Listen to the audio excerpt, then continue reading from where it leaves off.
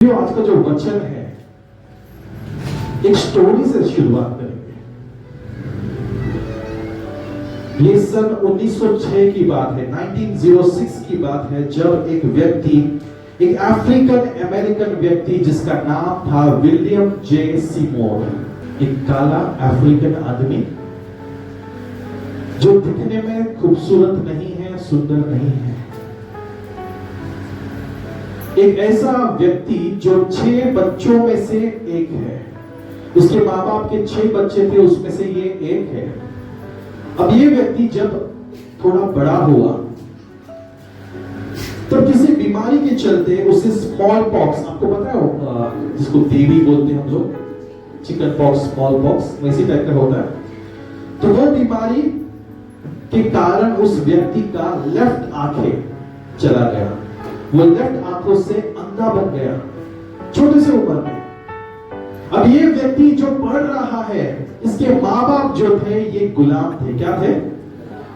ये उस जमाने की बात है जब गोरे कालों पर राज करते थे, कालों को गुलाम बनाकर अपने पास नौकर बना के रखते थे। याद रखिएगा, नौकर का जीवन अच्छा है, गुलाम का बेहद खराब है। नौकर को काम करने के प्रतिफल में पैसे मिलते हैं, लेकिन गुलाम को जो है फुकट में दिन और रात उससे काम करवाया जाता है। तो इसके जो माँ बाप थे ये गुलाम थे, अमेरिका के लोगों के, गोरे लोगों के गुलाम थे। अब इसका जीवन जो था बहुत कठिनाइयों से गुजरा, लेकिन जैसे जवानी की उम्र में आया, उस समय अमेरिका में जो था गोरे और कालों का फर्क हटा दिया गया था, कानून ला दिया गया था जिसकी वजह से गोरे और कालों में कोई भी अंतर नहीं बचा। लेकिन ये सिर्फ एक कानूनी बात थे, लेकिन सच्चाई में तभी भी लोग काले लोगों से नफरत करते थे, उन्हें अछूत मानते थे। जहां पे 4 गोरे रहेंगे वहां पे काला एंटर नहीं कर सकता था। इस प्रकार का वो भयंकर दिनों को देखता था। अब उसके आंख जाने के बाद उसका विश्वास प्रभु पे और मजबूत हो गया। वो बाइबल पढ़ने लगा, वचनों में मजबूत होने लगा और उसे प्रभु के प्रति प्यार और बढ़ने लगा। अब इस व्यक्ति ने डिसाइड किया कि मैं बाइबल स्कूल जाऊंगा, मैं बाइबल कॉलेज में जाके पढ़ाई लिखाई करके बाइबल के परमेश्वर के बारे में डिटेल जानूंगा। अभी बाइबल स्कूल गया। बाइबल स्कूल में जाने के बाद इसका सफर अच्छा नहीं था, क्योंकि बाइबल स्कूल में भी गोरे और कालों में अंतर था। और इसकी बदनसीबी ये थी कि जिस क्लास में इसका एडमिशन हुआ उस क्लास में सभी गोरे थे।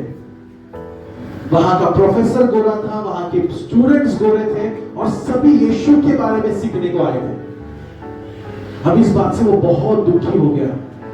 तो वहां का जो सर था, वो सर इस बच्चे पर बहुत तरस खाता था। तो सर ने इस बच्चे को खिड़की के बाहर एक बेंच लगा के दिया और बोला, बेटा तू खिड़की के बाहर बैठकर तू वचन को सुनना, मैं जो सिखा रहा हूं तू सिर्फ स्टडी करना खिड़की के बाहर, क्योंकि जब तू क्लास के अंदर आता है तेरे वजह से बाकी लोग डिस्टर्ब हो रहे हैं और वो लोग नहीं रुकना चाहते। अब इस तरीके से उस लड़के ने अपनी बाइबल स्टडी को पूरा किया, बाइबल का पूरा डिटेल नॉलेज लिया। अब जब उसका बाइबल स्टडी पूरा हो गया, एक दिन वो कहीं एक फैमिली था, मिस्टर एंड मिसेस रास्बेरी, उनके घर पे जाता है, वचन का प्रचार करता है। और वो बूढ़े आदमी औरत जो होते, पति पत्नी बहुत बूढ़े होते हैं, लेकिन उनका दिल परमेश्वर के लिए बहुत तड़पता है, बहुत ज्यादा परमेश्वर के लिए उनका दिल धड़कता था। तो इस व्यक्ति को उन लोगों ने, इस कपल ने अपना घर दिया और कहा कि तुम यहां से प्रार्थना चलाओ, यहां से रोज वचन बताने शुरू करो। अब इनकी प्रार्थनाओं में वो सामर्थ था कि अड़ोस पड़ोस के लोग जमा होने लगे। धीरे धीरे करके उनकी कलीसिया, जो घर में प्रार्थना होती थी, वो प्रार्थना बढ़ते गई और 3 महीनों में ऐसा हालत हो गया कि घर में 200 से 300 लोग हर एक दिन प्रार्थना के लिए आने लगे। अब इनके पास उतना जगह नहीं था कि घर में कोई बैठ भी सके, पूरा पैक हो चुका था। अब इन्होंने परमेश्वर से प्रार्थना किया और प्रभु से कहा, प्रभु 300 लोग खड़े रहते हैं, सुबह से प्रार्थना शुरू होती है और रात तक चलती है और लोग उफ भी नहीं करते। कोई खाने के लिए भी नहीं उठता, कोई बाथरूम जाने के लिए भी नहीं उठता, लोग डूबे हुए हैं। अब ये भाई विलियम ने प्रार्थना किया और परमेश्वर से कहा, प्रभु मुझे एक भवन चाहिए, एक जगह दिखा। तो परमेश्वर ने उसको 312 अजूजा स्ट्रीट पर एक घर, ये घर नहीं था, ये घोड़ों का तबेला था, जहां पे घोड़ों को रखते थे। वहां पे उनके घास फूस और घोड़े को रखने वाला तबेला था। लेकिन ये तबेला कई सालों से छोड़ दिया गया था, खंडर हो चुका था, कोई भी नहीं रहता था। अब इस तबेले को उन्होंने तैयार किया, अंदर से पूरी तरह से रिनोवेट किया। लकड़ी के बक्से से उन्होंने पुलपिट बनाई, जो पुलपिट लकड़ी के बक्से को एक के ऊपर एक रखकर उससे कीलों से ठोककर उन्होंने पुलपिट बनाया। उसी बक्से से उन्होंने कुर्सियां बनाई और उस चर्च को शुरुआत की। अभी जो चर्च है ये डबल फ्लोर है, अपर चेंबर था, ऊपर एक स्थान था और नीचे एक जगह था। जब इन्होंने पहली बार इस प्रार्थना भवन का दरवाजा खोला, पहली सभा में 650 से ज्यादा लोग हाजिर हो गए थे। और मैं आपसे एक चीज कहना चाहता हूं प्रियो, ये प्रार्थना सुबह की 10 बजे 11 बजे नहीं होती थी, ये प्रार्थना शुरुआत होती थी सुबह 4 बजे। कितने बजे? रोकते खड़े हो गए? सुबह 4 बजे ये प्रार्थना शुरू होती थी और शाम को 8 बजे तक चलती थी। सुबह 4 से लेकर रात के, हफ्ते में एक दिन नहीं, हफ्ते के 7 दिन चमत्कारों पे चमत्कार होने लगा। परमेश्वर का सामर्थ इस प्रकार उस जगह पे उतरता था कि जो भी व्यक्ति उस कलीसिया में पैर रखता था वो अन्य भाषा से भर जाता था, अन्य भाषा में बोलने लगते थे। और एक बात ध्यान दीजिएगा, ये जो समय था ना, इस भाई का जो समय था, उस समय पर जो क्रिश्चियन लोग थे वो अन्य भाषा को गलत मानते थे। वो सोचते थे अन्य भाषा मतलब शैतान बात कर रहा है। आज भी कई सारे कलीसिया अन्य भाषा को गलत समझते हैं और वो ये सोचते हैं कि अन्य भाषा होता ही नहीं है, शैतान बात कर रहा है या कोई पागल बना रहा है। अब ऐसे बुरे परिस्थिति में एक व्यक्ति, एक अफ्रीकन अमेरिकन व्यक्ति ने, जिसका एक आंख फूटा हुआ है, जिसके कोई भी साथ नहीं, उसके माँ बाप मर चुके थे, वो अकेला हो चुका था, जिसे कोई पसंद नहीं करता, ऐसे व्यक्ति ने अपना जीवन परमेश्वर के हाथों में सौंपा। और मैं आपसे कहना चाहता हूं, जो सभा में लोग आते थे ना, वो काले नहीं होते थे, वो हर एक देश के लोग होते थे। अब वो सभा बढ़ती गई, बढ़ती गई, बढ़ती गई।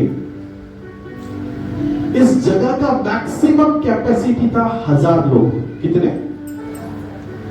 लेकिन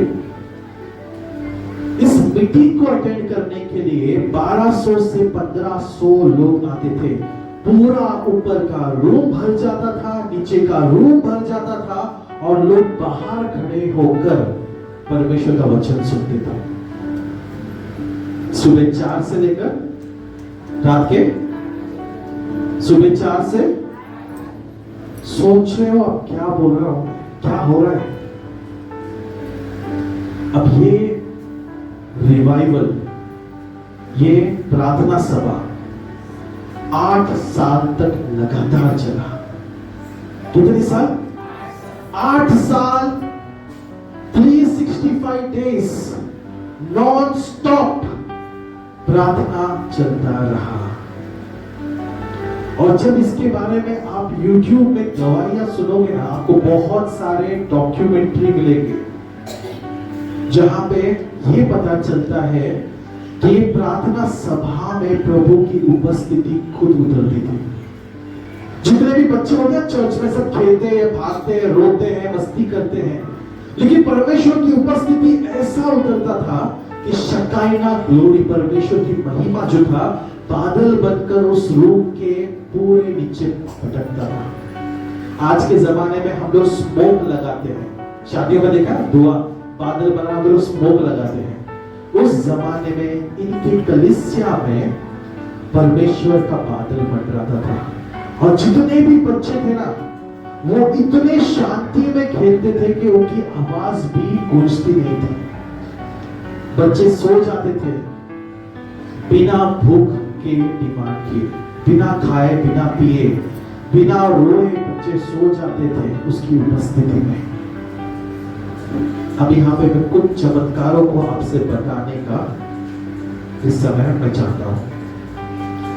सबसे पहले चमत्कार, एक दिन एक व्यक्ति उनकी कलीसिया में आया जिसका एक हाथ नहीं था। आपको अब जब प्रार्थना, विलियम जब इस व्यक्ति के लिए प्रार्थना करता है तो प्रार्थना में सबके नजर के सामने उस आदमी का हाथ जो है, सबसे पहला जो हड्डी है वो बढ़ने लगता है और देखते देखते हड्डी पे मांस और हड्डी पर वो पूरा हाथ बन जाता है कुछ सेकंड्स में और सभी लोग परमेश्वर को महिमा देते हैं। दूसरा चमत्कार, सिर्फ ये पास्टर के द्वारा चमत्कार नहीं होता था, लेकिन उस पास्टर के कलीसिया के मेंबर्स के द्वारा, एल्डर्स के द्वारा, आराधना लेने वाले लोगों के द्वारा और यहाँ तक छोटे छोटे बच्चों के द्वारा चमत्कार होता था, बड़े बड़े चमत्कार। एक बार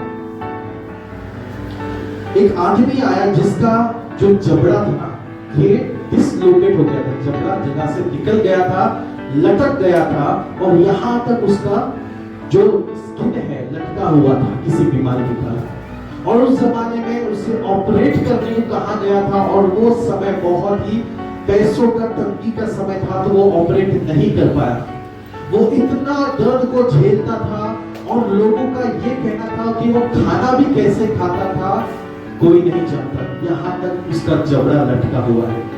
लेकिन जब वो प्रार्थना में आता है, उस कलीसिया की एक सिस्टर होती है जो उस व्यक्ति के लिए प्रार्थना करती है और जैसे ही उस व्यक्ति के लिए प्रार्थना करती है सबके नजरों के सामने वो जबड़ा ऊपर जाने लगता है और वो लोग कड़कड़ाने की आवाज सुनते हैं, जैसे हड्डियां टूटते हैं वैसे आवाज उन्हें सुनाई देने लगता है और वो देखते देखते उसका जबड़ा फिर से सेट हो जाता है और वो स्किन जो लटका हुआ था वो फिर से एकदम नॉर्मल बन जाता है।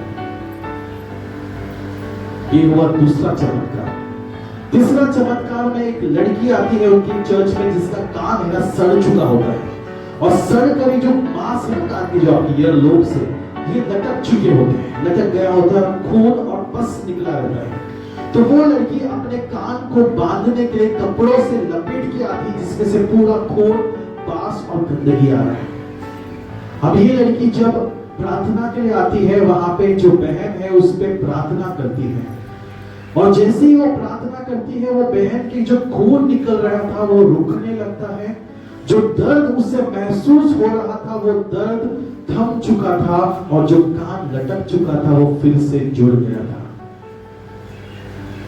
कितना बड़ा चमत्कार। आपको ये बात विश्वास नहीं होगा क्योंकि आप तैयार नहीं हो। उसी प्रकार चौथा एक चमत्कार होता है जब एक व्यक्ति जिसका पेट के अंदर का अतड़िया, जिसे हम कहते हैं कि हार्निया हो गया था, उसका पेट के जो चमड़ी थे बाहर की स्किन फट चुका था और पेट का जितना भी अतड़ी था ना वो बाहर लटकने लगा था, तो वह आदमी प्लास्टिक से उसे ढकता और कपड़े से लपेट कर बांध कर आता और उससे इतनी गंदी बास आती कि जहां भी वो जाता लोग उसे देखकर छी कहते हैं। वो आदमी सुनता है कि चर्च में चमत्कार हो रहा है और वो व्यक्ति उस कलीसिया में आता है और वहां पे एक भाई से कहता है कि मेरे लिए प्रार्थना करो। जब वो भाई देखता है वो भाई कहता है कि बहुत दुर्गंध आ रही थी, बहुत बास आ रहा था, लेकिन भाई उसके ऊपर छी करने की जगह उस पर हाथ रखकर प्रार्थना करता है और जैसा जैसा वो भाई प्रार्थना कर रहा था उसकी अतड़ियां मानो कोई अंदर से खींच रहे थे, वो अतड़ियां उस खड्डे से अंदर जा चुका था और देखते ही देखते वो जख्म पूरी तरह से भर चुका था। इसकी गवाही एक नहीं लेकिन कई सारे लोगों ने गवाही दिया है कि हमने अपनी आंखों से देखा। अब आते हैं बच्चे के चमत्कार पर। एक दिन एक अंधा आदमी जो दारू के व्यसन में डूबा हुआ था, वो चर्च में आता है और उस समय एक छोटा बच्चा पीछे खेलते हुए उस आदमी को देखता है। वो अंधा आदमी को नहीं दिख रहा, वो कैसे तैसे तो भी आगे बढ़ रहा है। तो ये बच्चा उसको पूछता है, अंकल आपको क्या चाहिए? वो बोलता है कि मैं बचपन से अंधा हूं, मुझे देखना है। तो बच्चा कहता है कि आगे तो बहुत भीड़ है, अंकल मैं प्रार्थना करूं क्या? तो अंकल बोलता है हाँ प्रार्थना कर। और जब ये बच्चा उस अंकल के लिए प्रार्थना करता है, उस आदमी का आंख खुल जाता है, वो देखने लगता है। यहाँ पे चमत्कार खत्म नहीं हुई प्रियो, लेकिन यहाँ तक कि उसके कपड़ों से जो दारू का बदबू था, वो बदबू भी गायब हो चुका था। प्रियो, आप समझ रहे हो, परमेश्वर के नाम में बहुत सामर्थ है। परमेश्वर के नाम में बेइंतहा ताकत है। परमेश्वर कोई इंसान नहीं, वो अलौकिक खुदा है। He is supernatural। जहां पे आपका सोच खत्म हो जाता है, वहां से उस परमेश्वर का सोच की प्रारंभ होती है। आपको पता है आज कलीसिया बहुत ज्यादा भयंकर परिस्थिति से गुजर रहा है। कारण यह है कि हमने परमेश्वर के सामर्थ को खो दिया है। हम नहीं जानते हमारा परमेश्वर कौन है। हम चर्च में आते हैं हर संडे मुंह उठाकर, किस बात से आते हैं? आज कुछ होगा, लेकिन कैसे होगा? पास्टर प्रार्थना करेगा और चमत्कार होगा। मैं बोल बोल कर चिल्ला चिल्ला कर थक चुका हूं। पास्टर में कोई सामर्थ नहीं होता। सामर्थ केवल एक ही खुदावन में है, जिसका नाम यीशु मसीह है। आप पास्टर के पीछे भागने की जगह उस परमेश्वर के पास प्रार्थना करोगे और वो आपकी प्रार्थना को सुनकर जवाब देगा। आपके दिमाग से कहो मेरा परमेश्वर तुझसे बड़ा है। बोलो अपने दिमाग से। देखो ये प्रॉब्लम है, हम लोग यहाँ बोलने को भी शर्माते हैं और परमेश्वर का चमत्कार चाहिए। आज मैं आपको एक चीज बताना चाहता हूं। 1915 में 1915 में रिवाइवल खत्म हो गया और ये रिवाइवल का नाम था अजूजा स्ट्रीट रिवाइवल। अगर किसी को डिटेल जानना है तो जरूर YouTube पे जाकर इससे और वीडियोस आप देख सकते हो। अजूजा स्ट्रीट रिवाइवल, और इस रिवाइवल में पूरे अमेरिका को नहीं लेकिन पूरे दुनिया को बड़े बड़े परमेश्वर के दास दिए। इस छोटे से घोड़े के तबेले से परमेश्वर के बड़े बड़े दास अभिषेक पाकर बाहर निकले। एक बात मैं बताना चाहता हूं, जब पास्टर विलियम का जब प्रार्थना खत्म हो गया, रिवाइवल खत्म हो गया, वो फिर से अपने माँ बाप के पास अपने घर में चले गए। और तब पास्टर विलियम ने एक भविष्यवाणी की और पास्टर ने कहा कि एग्जैक्ट 100 साल के बाद, कितने साल के बाद? 100 साल के बाद फिर से एक रिवाइवल जन्म लेगा, फिर से एक बेदारी छाएगा, फिर से वो आग पृथ्वी पर उतरेगा और वो आग तब तक चलता रहेगा जब तक यीशु मसीह फिर से नहीं आएंगे। कितने ठंडे हो पता है आप? 100 साल पूरे हो चुके हैं। 100 साल पूरे हो चुके हैं प्रियो। हम वो रिवाइवल के दरवाजे पे खड़े हैं। अब जो अग्नि लगेगी उसे कोई ठंडा नहीं कर पाएगा। सबसे पहला रिवाइवल क्या होता है उसे जान लेते हैं। रिवाइवल एक आत्मिक अवेकनिंग को हम लोग कहेंगे उत्साह करना या फिर सोए हुए को जगाना। बोलो जोर से। लेकिन आत्मा में कैसे? आत्मा में जो भी आत्मा में ठंडे पड़ चुके हैं, जो भी आत्मा में सो चुके हैं, या जो परमेश्वर को सिर्फ नामधारी समझते हैं, उनकी आत्मा को फिर से उत्साहित करने को रिवाइवल कहते हैं। रिवाइवल एक ऐसा पवित्र आत्मा के द्वारा भेजा गया आग है जो एक बार जल जाए और जो व्यक्ति उसके संपर्क में आएगा वो व्यक्ति भी प्रज्वलित हो जाएगा। एक ऐसा भूख, एक ऐसा प्यास जिसमें लोग आसमान में नहीं देखेंगे, घड़ी को नहीं देखेंगे, चर्च में बैठकर दिमाग कहीं और नहीं दौड़ाएंगे, लेकिन परमेश्वर को खोजने के लिए भूखे और प्यासे हैं। एक ऐसा समय जब सभा की शुरुआत तो होगी लेकिन वो सभा अंत नहीं होगी। एक ऐसा टाइम जब लोग चर्च से उठकर अपने घर पर जाने का इच्छा नहीं रखेंगे, वो चाहेंगे पास्टर प्रार्थना चलती रहनी चाहिए। इससे कहते हैं रिवाइवल। रिवाइवल यानी स्टेज पे खड़े होकर 4 वचन सिखाना और जोर जोर से चिल्लाना और घोषणा करना रिवाइवल आ गया नहीं होता।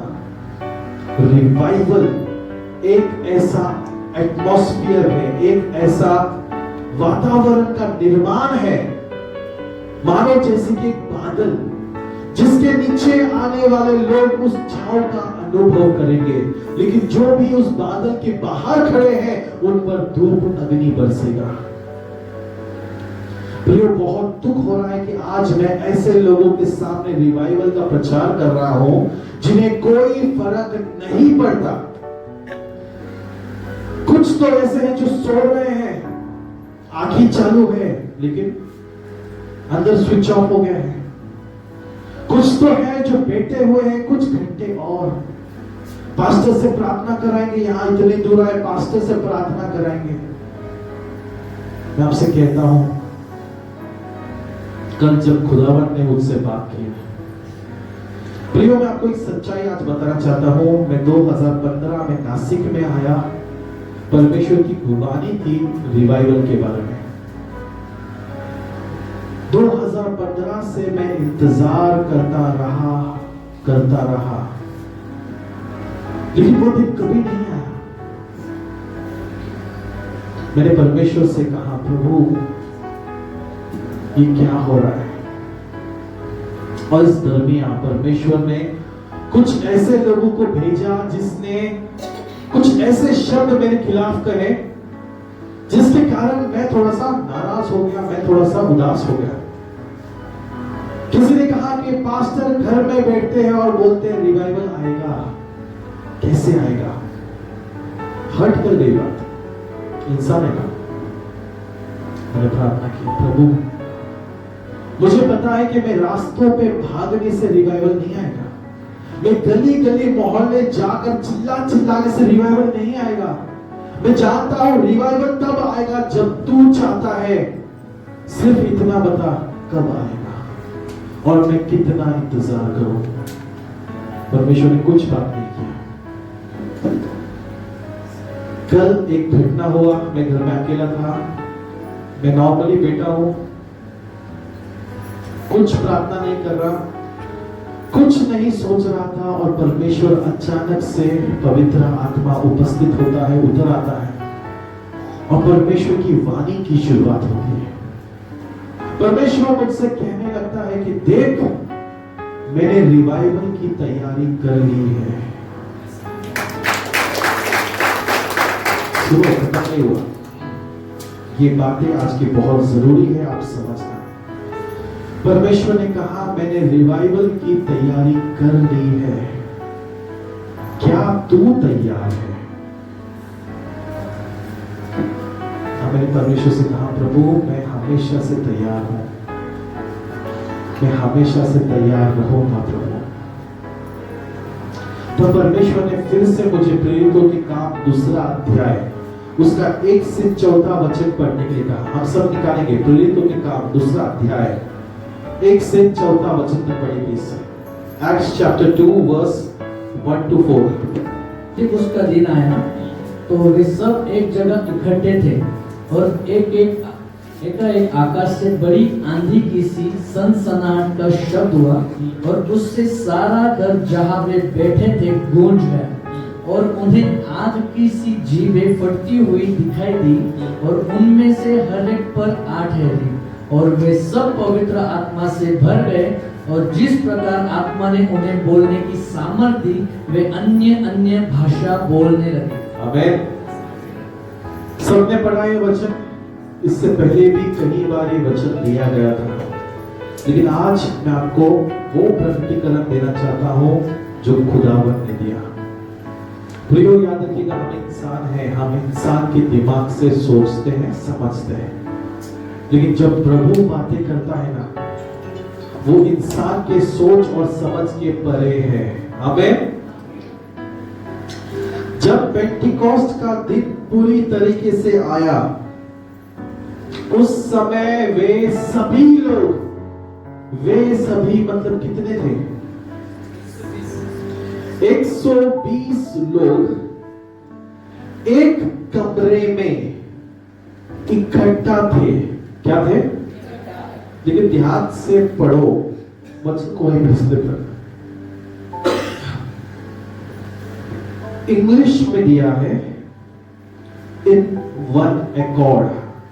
इन वन एकॉर्ड मतलब एक मन के साथ। बोलो, 120 लोग एक जगह पे इकट्ठा थे, शरीर में नहीं, आत्मा में ही नहीं, लेकिन एक मन के साथ वे सभी एक जगह पे इकट्ठा थे। क्या समझ में आया आपको? आपको एक चीज पता है, चर्चेस आगे क्यों नहीं बढ़ पा रही? प्रॉब्लम आप हो, प्रॉब्लम हमारा मन है, प्रॉब्लम हमारा पॉलिटिक्स है, प्रॉब्लम हमारे नफरत, हमारे जलन, हमारे कड़वाहट, हमारे गुस्से, हमारा न क्षमा करने का मन हमारा सबसे बड़ा प्रॉब्लम है कि आज रिवाइवल रुका हुआ है। परमेश्वर की वाणी बहुत क्लियर थी कि नासिक से रिवाइवल की शुरुआत होनी है, और वो आग पूरे इंडिया में नहीं लेकिन पूरे देशों में फैलने वाला है। प्रियो, आप नहीं जानते आप कहां खड़े हो, आपको नहीं पता आप किस धरती में खड़े हो। नासिक की जमीन परमेश्वर के लिए सबसे प्रिय है। अब मैं नहीं जानता क्यों, मैं नहीं जानता परमेश्वर क्यों नासिक से इतना प्यार करता है, लेकिन खुदावन ने मुझसे कहा था कि नासिक से मैं अपने बच्चों को उठाऊंगा, नासिक से रिवाइवल निकलेगा और वो फैलेगा। एक मन, जब तक कलीसिया एक मन होकर एक जगह पर इकट्ठा नहीं होगी, तभी तक रिवाइवल नहीं जा सकता। दूसरा पॉइंट, पवित्र आत्मा उतरेगा। क्या होगा? अब बहुत सारे टीचिंग्स मैंने सुना है कि पवित्र आत्मा पृथ्वी पर है, हमें छोड़कर नहीं जाएगा, ब्ला ब्ला ब्ला। एक बात ध्यान से सुनना, अगर पवित्र आत्मा आपके अंदर है ना, तो पाप क्यों करते हो? अगर तुम्हारे अंदर पवित्र आत्मा है तो पाप प्रवेश कैसे करेगा? मेरे को बताओ, मेन चीजें बताओ कि पाप तुम्हारे अंदर कैसे प्रवेश करेगा अगर पवित्र आत्मा बैठा है। प्रॉब्लम यह है कि आज तक इंसान ने पवित्र आत्मा की उपस्थिति का अनुभव किया, लेकिन उसके साथ रिश्ता नहीं बांधा है। उसके साथ आज भी हमने रिश्ता नहीं बांधा है, इसीलिए हमारे अंदर वो अग्नि नहीं है। जब कोई व्यक्ति पहली बार चर्च में आता है ना, वो बहुत पवित्र आत्मा से भर जाता है, अग्नि से भर जाता है, दर्शन दिखने लगते हैं, सपने दिखने लगते हैं। लेकिन जब ठंडापन का समय आता है ना, तब तुम्हारी असलियत सामने आ जाती है। जब चर्च में उपस्थिति है, तब मुझे पवित्र आत्मा छू रहा है, मैं पवित्र नहीं बना। बहती गंगा में हाथ डुबाने का मतलब है। लेकिन जब तुम्हारे जीवन में ना ही कोई मुसीबत है और ना ही कोई आशीष है और तुम स्थिर खड़े हो, और उस समय जब तुम अग्नि से भरते हो, उससे कहते हैं रिवाइवल। अभी यहाँ पे 3 पॉइंट में आपके ध्यान में लाना चाहता हूं। रिवाइवल के लिए सबसे पहले एक लीडर चाहिए। बोलो क्या चाहिए? एक ऐसा दास जो हर एक दाम चुकाने को तैयार है, जो एक ऐसा दास जो अपना सब कुछ उस रिवाइवल के लिए देने तैयार है। ऐसा एक व्यक्ति परमेश्वर को चाहिए। बोलो क्या चाहिए? एक व्यक्ति। प्रेरितों के काम में जब रिवाइवल आया, उस रिवाइवल का अगुवाई कोई कर रहा था, और वो कोई और नहीं, वो था पेत्र।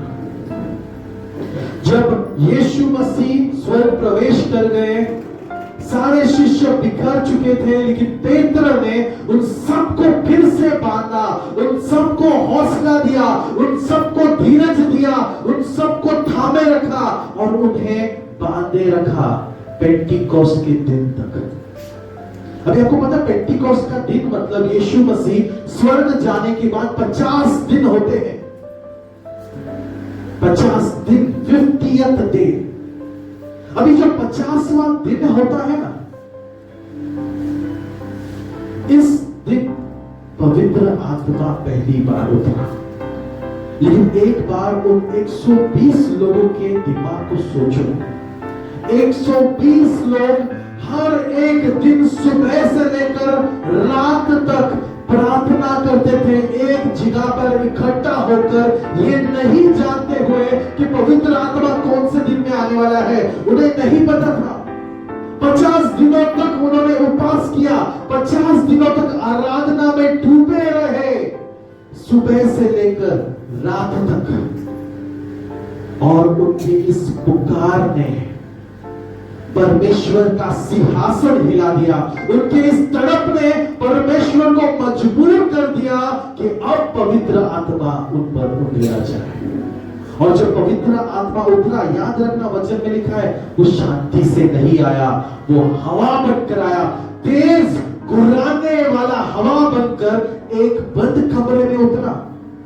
आप सोच सकते हो एक बंद कमरे में हवा कैसे आएगा, और वो भी घूमने वाला हवा, फैलने वाला हवा, गुर्राने वाला हवा कैसे एक बंद कमरे में आएगा।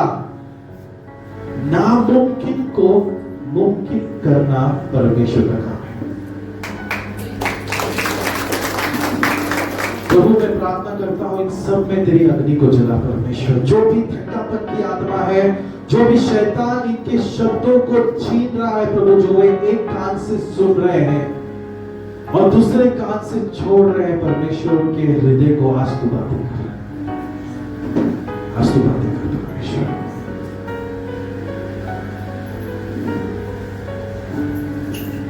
परमेश्वर के वचन को खोना नहीं है, ये वचन में दोबारा लेने वाला नहीं।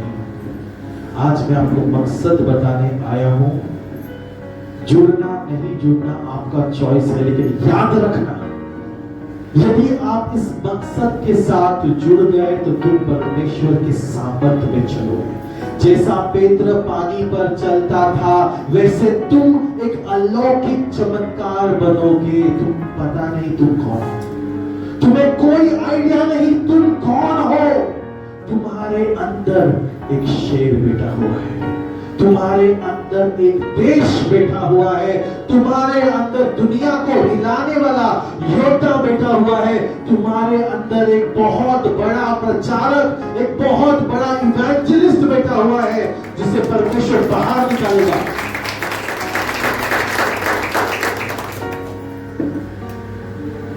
जब पेत्र ने उन सभी लोगों को लेकर अगुवाई की, 120 लोग 50 दिन आराधना करते रहे और पवित्र आत्मा उतरा। चरवाहा जरूरी है। रिवाइवल के लिए एक व्यक्ति अगुवाई करना जरूरी है। जूना करार से बता दूं आपको, जूना करार में मोशे के द्वारा प्रभु ने 6 मिलियन यहूदियों को मिस्र से बाहर निकाला था। ये क्या था? ये था रिवाइवल। रिवाइवल यानी कि आपकी शक्ति का अंत और उस खुदावन की ताकत का शुरुआत है। सिर्फ सोच के देखो, मोशे की जगह अगर हम होते तो लाल समंदर पार करते। आज लोग हमारे डेड बॉडी को लेकर ढूंढते, भाई कौन किधर है। सेना थी ना पीछे मारने के लिए, फेरो की सेना आई थी मारने के लिए। अगर हम मोशे की जगह होते तो लाल समंदर के साथ पिस जाते। लेकिन मोशे ने परमेश्वर को अपना सब कुछ समर्पित किया। आज मैं अपनी बड़ाई नहीं कर रहा प्रियो, लेकिन आपको मेरी मकसद बताने का कोशिश कर रहा हूं। मैंने आपसे शुरुआत से लेकर आज तक मैं एक ही बात कह रहा हूं, मैं नासिक में उस दिन तक हूं जिस दिन तक नासिक का रिवाइवल नहीं आएगा। और जैसे ही नासिक का रिवाइवल आ जाएगा, मेरा काम, मेरा मिशन खुदावन के लिए पूरा हो गया। उसके बाद मैं नासिक में नहीं रहूंगा। मुझे भी मेरे परिवार है, मेरा माँ बाप है, सब कुछ छोड़कर एक अनजान जगह पर परमेश्वर ने लाया। यहां प्रभु ने सब कुछ दिया, इस धरती पे सब कुछ दिया, लेकिन आज भी एक चीज बाकी है और वो है रिवाइवल। परमेश्वर ने मुझे पॉइंट्स दिखाने शुरू किया। रिवाइवल के लिए जो चीजें चाहिए, दास तैयार है, दास तैयार खड़ा है। अब 2 चीजें बाकी है। सेकंड चीज, एक ऐसा जगह जहां पे हम सुबह 4 से लेकर रात के 8-10 बजे तक आराधना में डूबा है। एक ऐसा भवन जहां पे लोगों की भीड़ लगी रहे, जहां पे लोग आते ही वहां पे चमत्कार होने लगे। एक ऐसा जगह जहां पे हमें टाइम लिमिट ना रहे, एक ऐसा खुद का भवन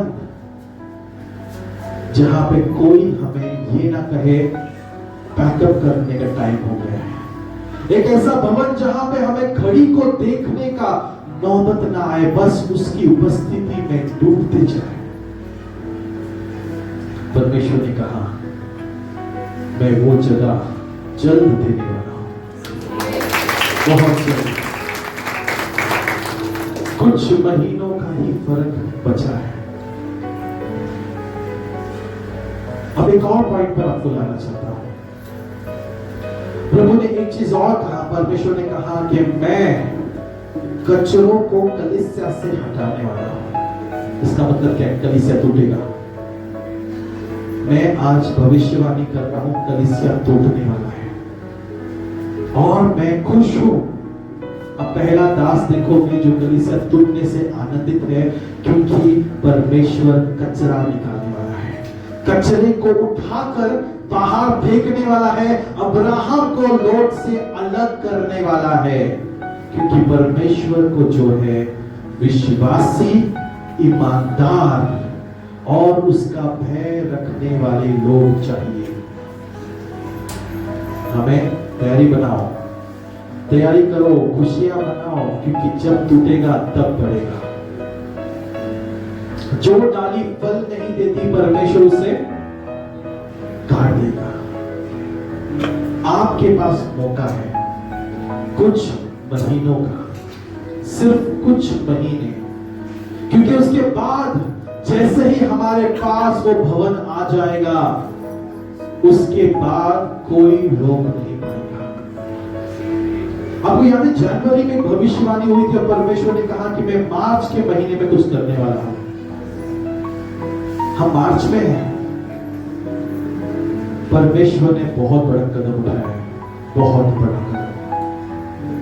और अप्रैल के पहले तारीख से हम उपवास में जा रहे हैं, 50 दिन के उपवास। पता है आपको, ये 50 दिन का उपवास पवित्र आत्मा को कलीसिया में आजाद करने वाला है। रिवाइवल आ रही है, रिवाइवल आ रही है। परमेश्वर का भवन बनने से पहले परमेश्वर लोगों को तैयार कर रहा है। रिवाइवल लोगों के साथ में आने से होता है, एक मन बनकर एक जगह पे परमेश्वर के लिए आने से होता है। और मैं आपसे कहना चाहता हूं यहाँ पे एक बहुत इंपॉर्टेंट चीज, अगर कोई अपने हृदय को साफ नहीं करना चाहता, अगर कोई अपने हृदय से किसी को क्षमा नहीं करना चाहता, बहुत नम्र विनती से मैं आपसे बात करता हूं, कहता हूं प्लीज कलीसिया छोड़ दो, कलीसिया छोड़ दो,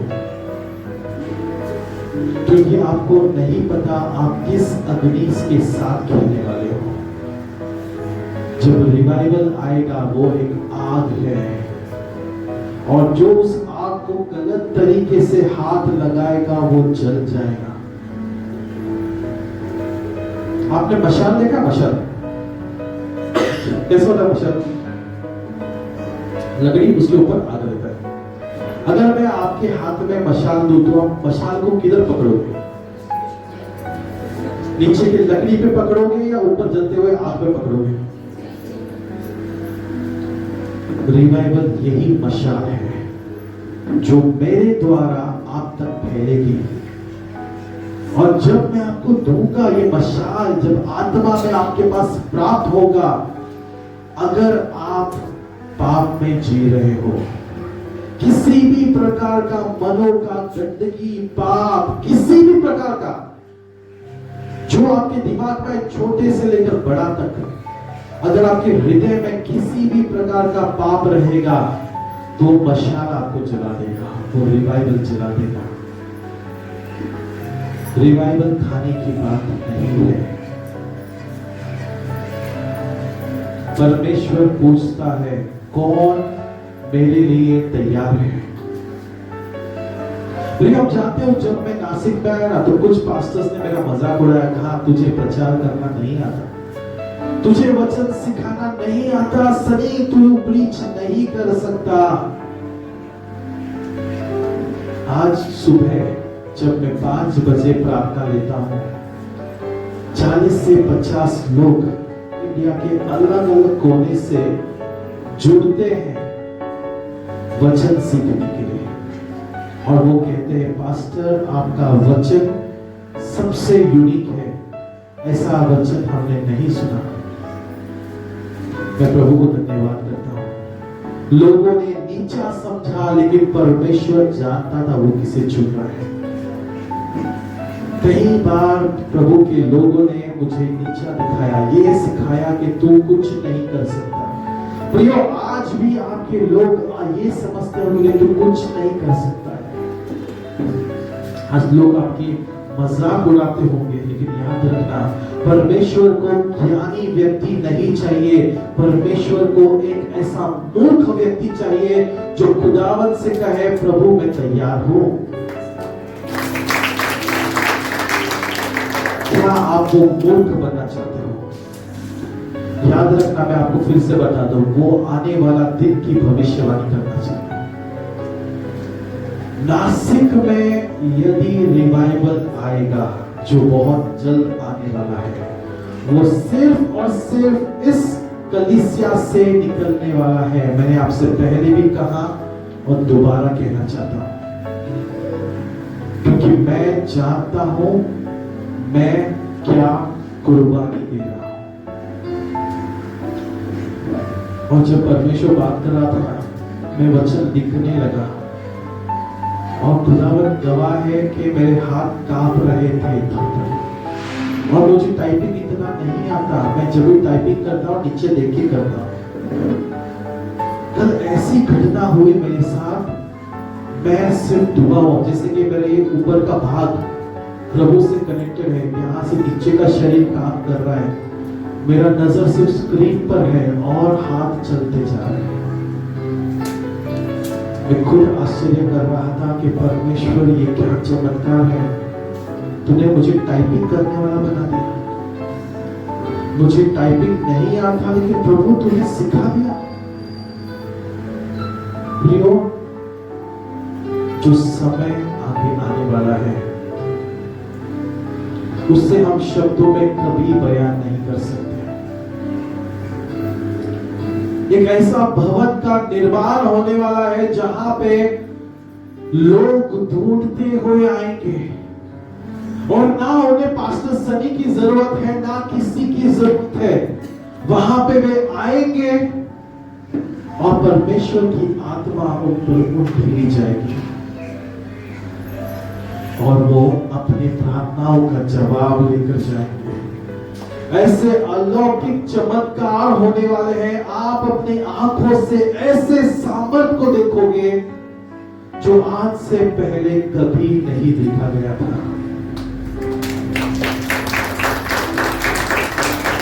मुर्दे जिंदा होने वाले हैं, लंगड़े चलने वाले हैं, अंधे देखने वाले हैं। हर एक चमत्कार जो यीशु मसीह ने किया था, हम उससे कहीं ज्यादा बढ़ के कर सकते हैं। वचन में लिखा है, उस पर विश्वास के द्वारा। रिवाइवल का टाइम बहुत निकट है प्रिय, बहुत निकट है। अब एक और वचन निकालेंगे, हबाकुक का 3रा अध्याय उसका 2रा वचन। हबाकुक का 3रा अध्याय और उसका 2रा वचन पढ़िए प्लीज। हे यहोवा, मैं तेरी कीर्ति सुनकर डर गया। हे यहोवा, वर्तमान युग में अपने काम को पूरा कर। इसी युग में तू उसको प्रकट कर। क्रोध करते हुए भी दया करना स्मरण कर। आमीन। इस वचन को थोड़ा सा जब ब्रेक डाउन करेंगे, वचन में लिखा है कि यहोवा, मैंने तेरे चमत्कारों के बारे में सुन रखा है और वो चमत्कारों से मैं डर रहा हूं, क्योंकि तू छोटा नहीं, तू बहुत बड़ा है, बहुत बड़ा। इस पीढ़ी में भी, इस जमाने में भी वो चमत्कार कर जो तूने पहले किए थे। पता ये वचन क्या है? ये वचन एक प्रभु के दास का उससे मांगना है। आज हम क्या मांग रहे मालूम है? हमें बंगला, गाड़ी, पैसा, ऐशो आराम, सोना चांदी, अच्छा पति, अच्छा बीवी, अच्छा ये, अच्छा वो। हम यही दुनिया की चीज मांग रहे हैं जो दुनिया में नाश हो जाएगा। लेकिन आज आप में से कितने लोग खुदावन को मांग रहे हैं? कहूं, बहुत लोग बोलेंगे पास्टर मैं मांगता हूं, मैं मांगती हूं पास्टर, मैं प्रभु को मांगती हूं पवित्र आत्मा दे। पवित्र आत्मा दे कहना आसान है, लेकिन उससे मांगना बहुत मुश्किल है। उसके लिए इंतजार करना बहुत मुश्किल है। पवित्र आत्मा है ना, बहुत दुख होता है जब लोग पवित्र आत्मा का मजाक उड़ाते हैं। बहुत दुख। कोई भी उठता है और पवित्र आत्मा के बारे में कुछ भी बोलता है, भाई पवित्र आत्मा कोई नुक्कड़ पे खड़ा हुआ बच्चा नहीं है जिसे जब मन करो आवाज दे बेटा आजा, और जब मन करो बेटा तू क्या अभी पाप कर रहा है। पवित्र आत्मा खिलौना नहीं, वो जीवन देने वाली आत्मा है। याद करो, जो परमेश्वर ने आदम को बनाया, परमेश्वर का वचन कहता है आदम मिट्टी का एक पुतला था। क्या था? मिट्टी से बना हुआ पुतला।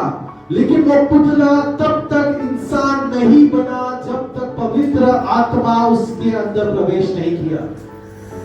अरे कितनी बड़ी बात है! पवित्र आत्मा पृथ्वी पर निर्माण करने वाली आत्मा है। उत्पत्ति का 1 अध्याय 14 वचन पढ़ो। जब परमेश्वर कह रहा था उजियाला हो, तब पवित्र आत्मा पृथ्वी पर मंडरा रहा था। पिता कहता है, पिता की इच्छा होती है, यीशु मसीह आज्ञा देता है और पवित्र आत्मा जीवन लाता है। मरियम जब गर्भवती हुई थी, वो पवित्र आत्मा के द्वारा हुई थी, वचन में लिखा है। और इतने बड़े से सामर्थ से भरा हुआ पवित्र आत्मा को हम एक छोटा सा बच्चा समझते हैं। आज कलीसिया आगे क्यों नहीं बढ़ती? क्योंकि कलीसिया में पवित्र आत्मा नहीं है। हाथ लगाया, कोई गिर गया, पवित्र आत्मा तालियां। ये पवित्र आत्मा नहीं है। आजकल लोग है ना ऐसे कलीसियाओं को ढूंढते हैं, ऐसे प्रभु के दासों को देखते हैं जिसने प्रार्थना किया तो आपको झटके लगना चाहिए, करंट मारना चाहिए। देता हूं आपको, ऐसे चर्च भी देता हूं, बोर्ड में 2 वायर डालता हूं, आपके हाथ में देता हूं, उससे बड़े बड़े झटके लगेंगे। उसको बोला फिर दास अच्छा है। सोचो हम कहां जा रहे हैं। हमें परमेश्वर के वचन से कोई लेना देना नहीं, हमें रिवाइवल से कोई लेना देना नहीं। लेकिन मैं आज आपसे एक चीज कहना चाहता हूं, आप चाहो या ना चाहो, रिवाइवल आके रहेगा।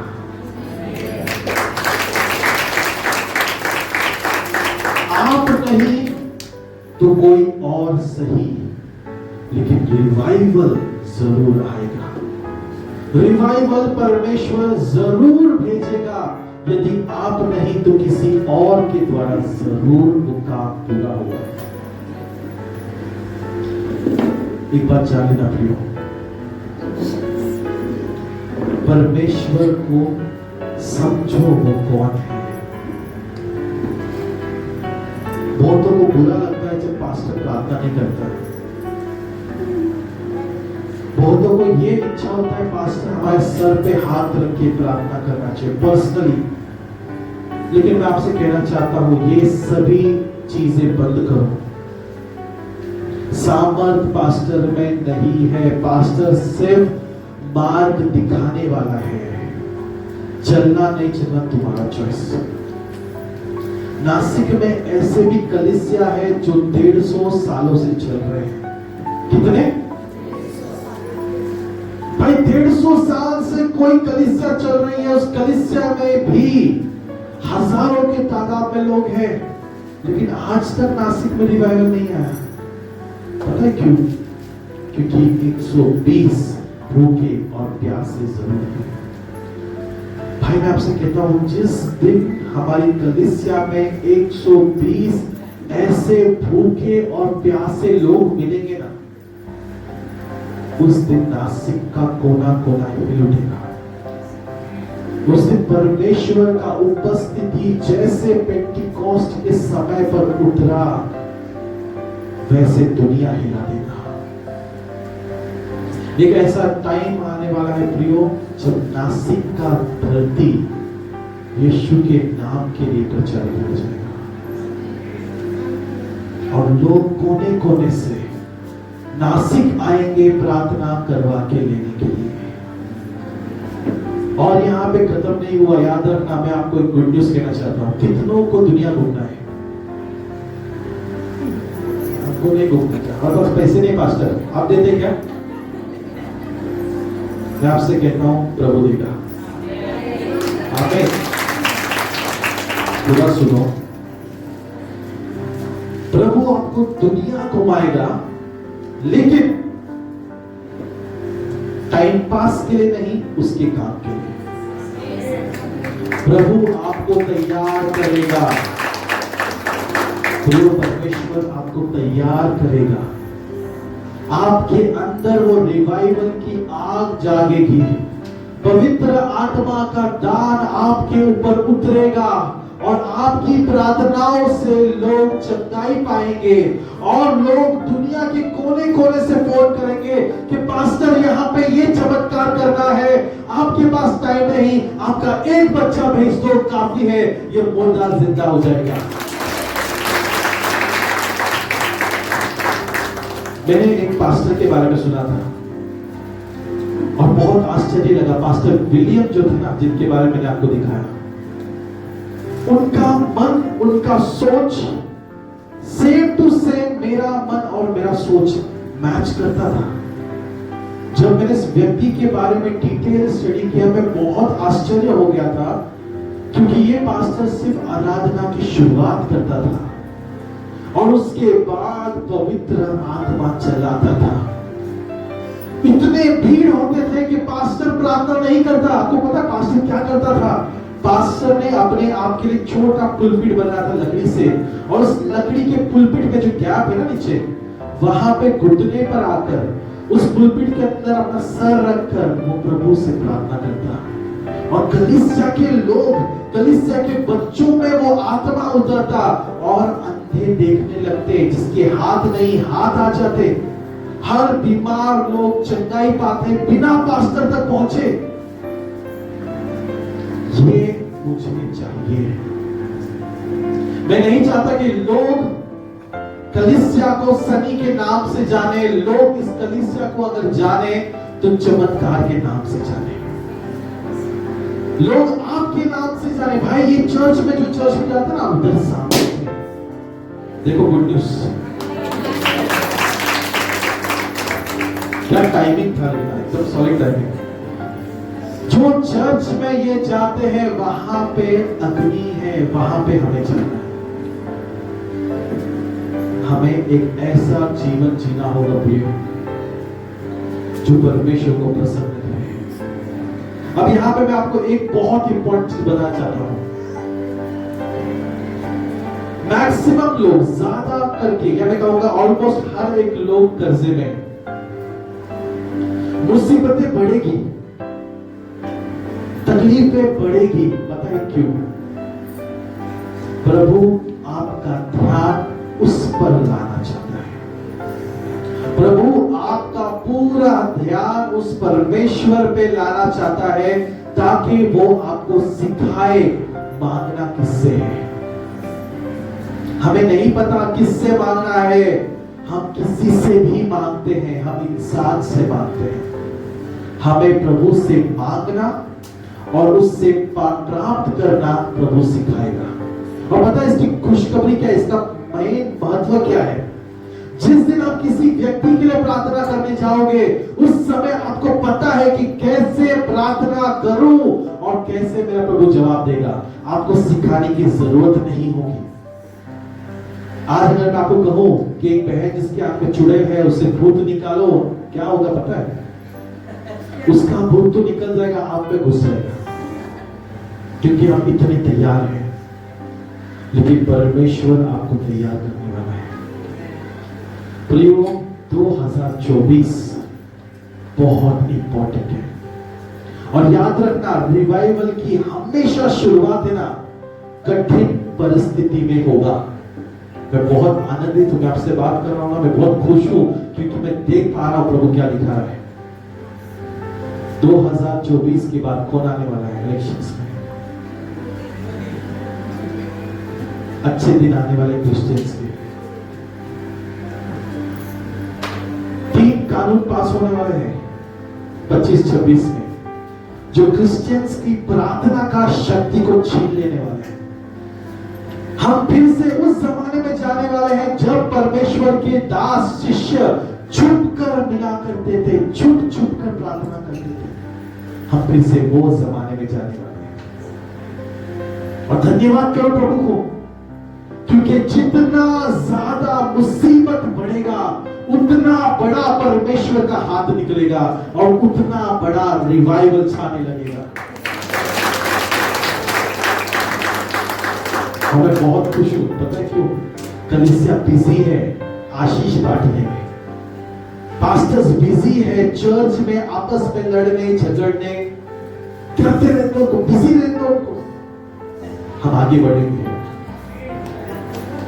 हम आगे बढ़ेंगे और परमेश्वर हमें एक ऐसे स्थान पर लाएगा जब उसका रिवाइवल दिखने लगेगा। तो ये प्रभु सब कुछ देने तैयार है, सब कुछ। और मैं आपसे कहता हूं, आज का दिन मत देखो, आज आप किस परिस्थिति में हो उससे मत देखो, पूरा ध्यान उस परमेश्वर पे लगाओ, क्योंकि तुम एक ऐसे मस्तक बनने वाले हो जो झुकेगा तो सिर्फ प्रार्थना के लिए, उसके अलावा शर्मिंदगी से कभी नहीं। प्रभु आपके शर्म को मिटाने वाला है, आपके सभी तकलीफों को मिटाने वाला है। परमेश्वर आपका जीवन बदलने वाला है। 1 तारीख से जो आने वाला उपवास है वो बहुत बहुत बहुत ज्यादा इंपॉर्टेंट है। पता है क्यों? रिवाइवल की शुरुआत 1 अप्रैल से होगी। बहुत ठंडा रिस्पॉन्स था, पता है? बहुत ठंडा रिस्पॉन्स। कोई प्रॉब्लम नहीं, मैं तो भाई आगे जाने वाला हूं। बात में ये मत बोलो पास्टर आप प्रार्थना करो, पास्टर नहीं मिलेगा। पता है क्यों? मुझे मेरा काम जल्दी निपटाना है, मैं खाई में हूं, मुझे आजाद होना है, क्योंकि जिस दिन परमेश्वर मुझे पुकारेगा ना, मैं गर्व के साथ उसके सामने जाऊंगा और उससे कहूंगा प्रभु तेरा मिशन मैंने पूरा किया। मुझे पता है आज भी मैं क्या चीजों को खो रहा हूं, मेरे परिवार की खुशियों को खोता हूं, मेरे फैमिली में कोई ओकेशन होता है मैं नहीं जा पाता, यहां तक मैं अपने परिवार के साथ घूमने जाकर कितने तो भी जमाने बीत गए, कभी नहीं जाता, क्योंकि मुझे मेरा समय बहुत कीमती है। आज संडे आप सब घर पे जाओगे, आराम करोगे, शाम होते ही मेरा काम शुरू, कल सुबह की सर्विस के लिए आप 2 घंटे से YouTube पे जुड़ते हो, प्रार्थना सुनते हो, फिर से सो जाते हो। प्रभु का दास 5-5, 6-6 घंटे काम करता है, क्योंकि मुझे पता है कहां बढ़ रहे हैं। रिवाइवल की अग्नि की शुरुआत हो चुकी है और ये 1 अप्रैल से आपका चांस है, ये आपका आखिरी मौका है, आखिरी मौका अपने अंदर उसके रिवाइवल को लेने के लिए। रिवाइवल का मतलब क्या हुआ है? मरे हुए, थके हुए, ठंडा पड़े हुए लोग फिर से परमेश्वर में प्रज्वलित होंगे, वो भूखे और प्यासे होंगे और वो परमेश्वर का वचन, सुबह की प्रार्थना मजबूरी में नहीं लेकिन उत्साह से उठकर बैठेंगे। एक ऐसा दिन आएगा जब हम लोगों को फोन करना छोड़ देंगे। लोग फोन करके पूछेंगे पास्टर 5:01 हुआ, आज प्रार्थना चालू क्यों नहीं हुआ?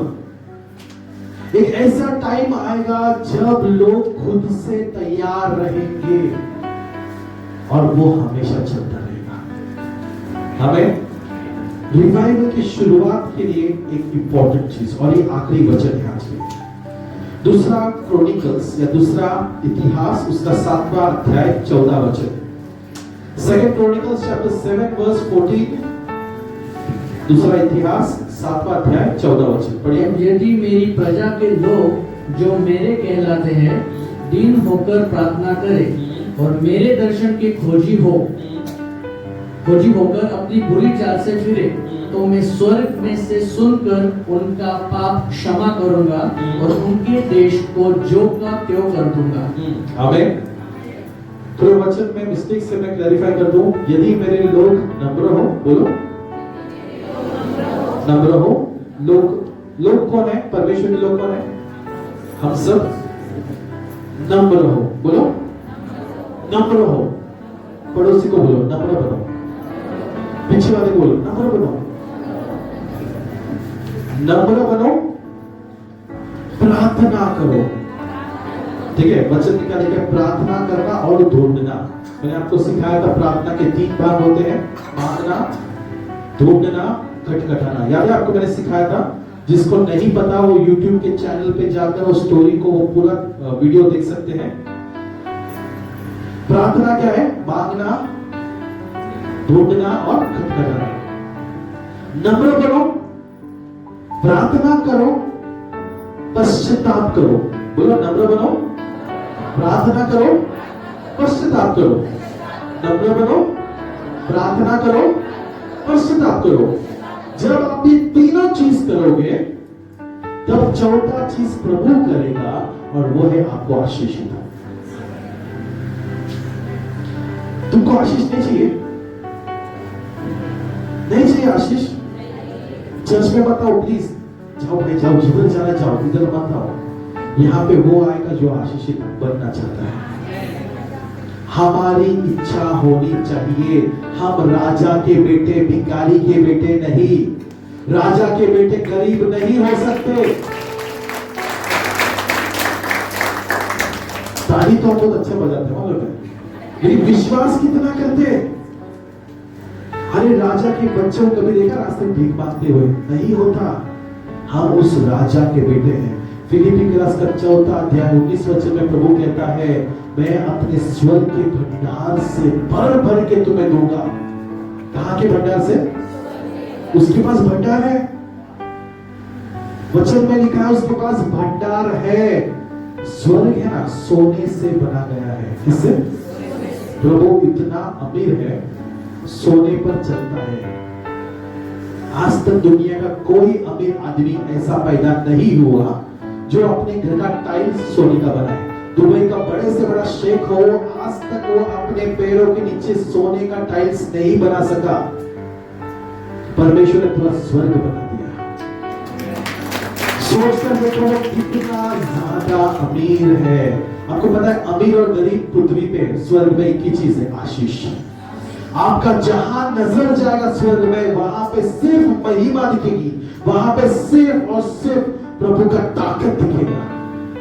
प्रभु गरीब, बोलो प्रभु गरीब, प्रभु गरीब। हम गरीब कैसे रहे? बराबर है कि नहीं? परमेश्वर के बच्चे हम गरीब कैसे रहे?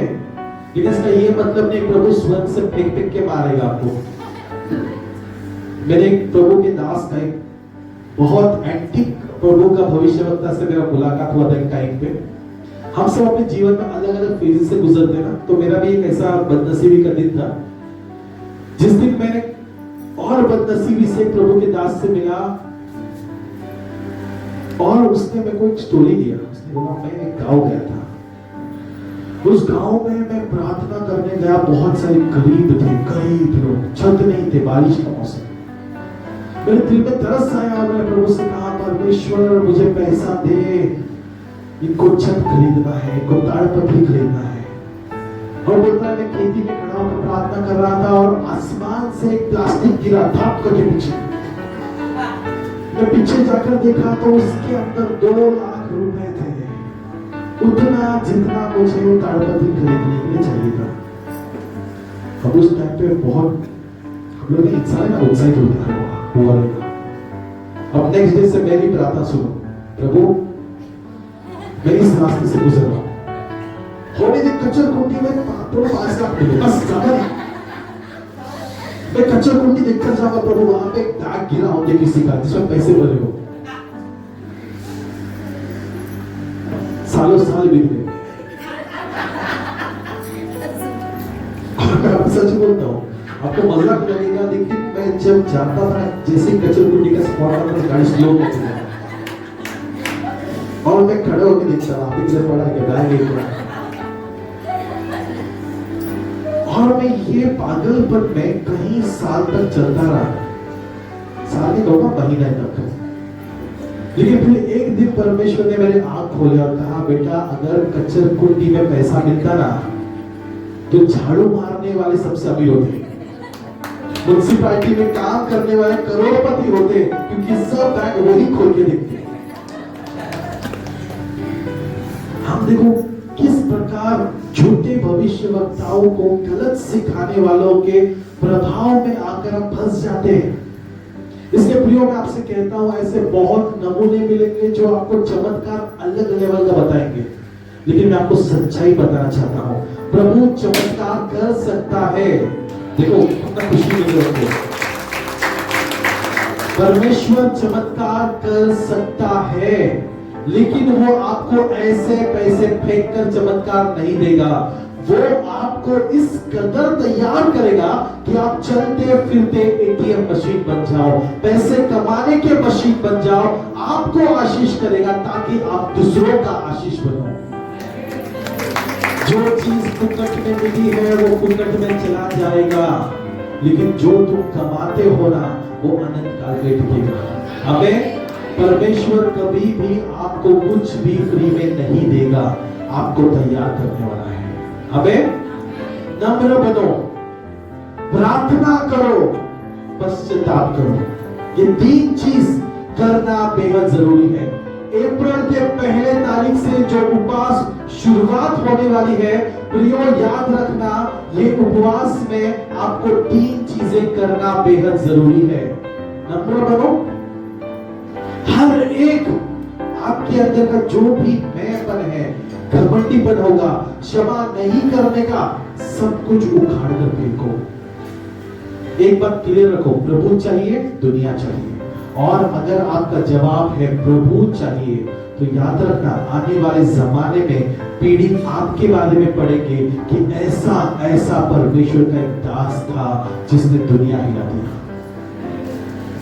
ये जो आदमी था, ये अमेरिकन, ये अफ्रीकन अमेरिकन, इससे हमने किसी ने भी मिला नहीं, लेकिन आज हम उसके बारे में सीख रहे हैं। क्यों सीखते हैं? क्योंकि उसने अपना आप को प्रभु में समर्पित किया और प्रभु ने ऐसे एक व्यक्ति को उठाकर दुनिया हिला दिया। आज भी जब आप अजूजा स्ट्रीट के बारे में YouTube में सर्च मारोगे ना, आपको इतने सारे गवाही मिलेंगे लोगों के, उनके पीढ़ी के लोगों के, ऐसे बच्चों की गवाही मिलेंगे जिन्होंने अंधों के लिए प्रार्थना किया था। वो बताएगा कि भाई मैं जब बच्चा था तब मैंने प्रार्थना किया और ऐसा हुआ।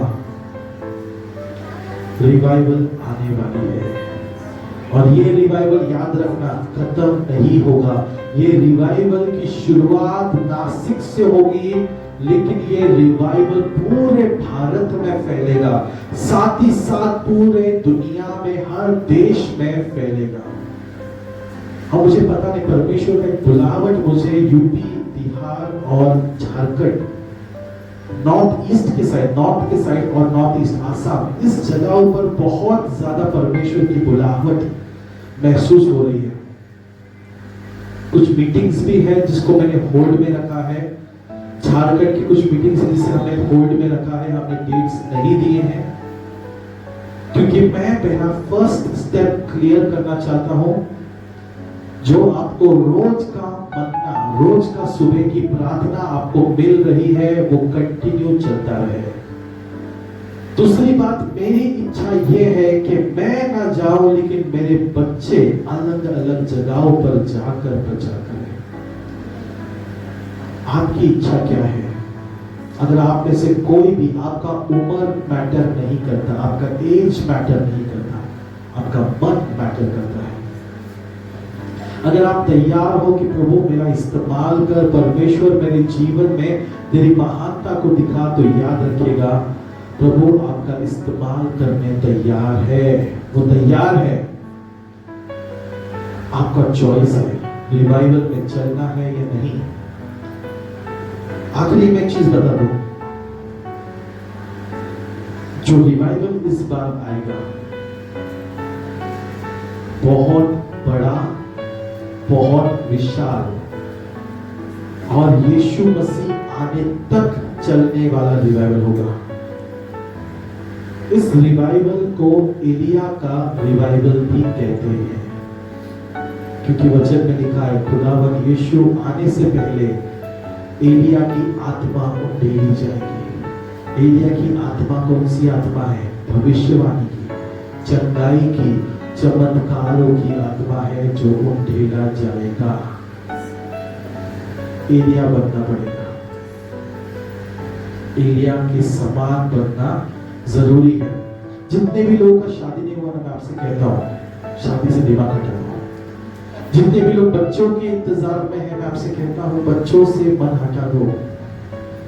परमेश्वर को कहो प्रभु तू चाहिए, तेरा रिवाइवल चाहिए, उसके लिए जीना शुरू करो। आपके हर एक चीज बिना मांगे दिया जाएगा।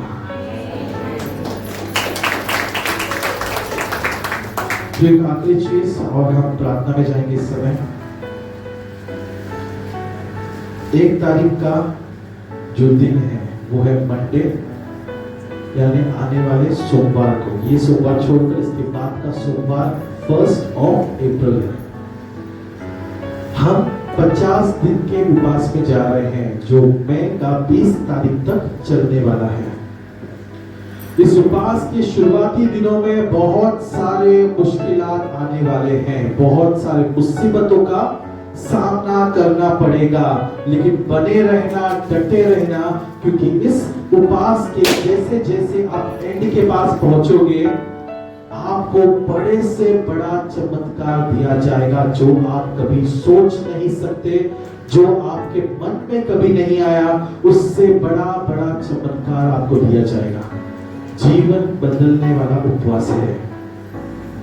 साथ ही साथ इस उपवास के लिए सभी लोगों के हृदय तैयार होने बहुत जरूरी है, बहुत जरूरी है। परमेश्वर का भवन आने वाला है बहुत जल्द, बहुत जल्द। तैयारी करो, इच्छा रखो कि प्रभु भवन के लिए लगने वाला जो कुछ भी होगा हम देने तैयार रहेंगे।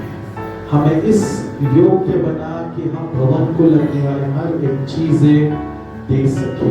मैं नहीं जानता वो दिन कब आएगा, कैसे आएगा, कब होगा, लेकिन इतना चीज तो क्लियर है, इसी साल के अंदर परमेश्वर हमें एक ऐसा चर्च देगा जहां पे हमारी आराधना का लिमिट नहीं होगा, जहां पे हम 4 घंटे 5 घंटे के लिए नहीं आएंगे, हम वहां पे आएंगे, डूब जाएंगे, खो जाएंगे और ये आग फैलेगा। हमें कितनों को समझ में आया रिवाइवल क्या है? कोई डाउट, कोई शक है रिवाइवल क्या है? रिवाइवल की सहभागी बनो, क्योंकि परमेश्वर चाहता है आपको इस्तेमाल करना। इस समय हम खड़े हो जाएंगे, आराधना देंगे।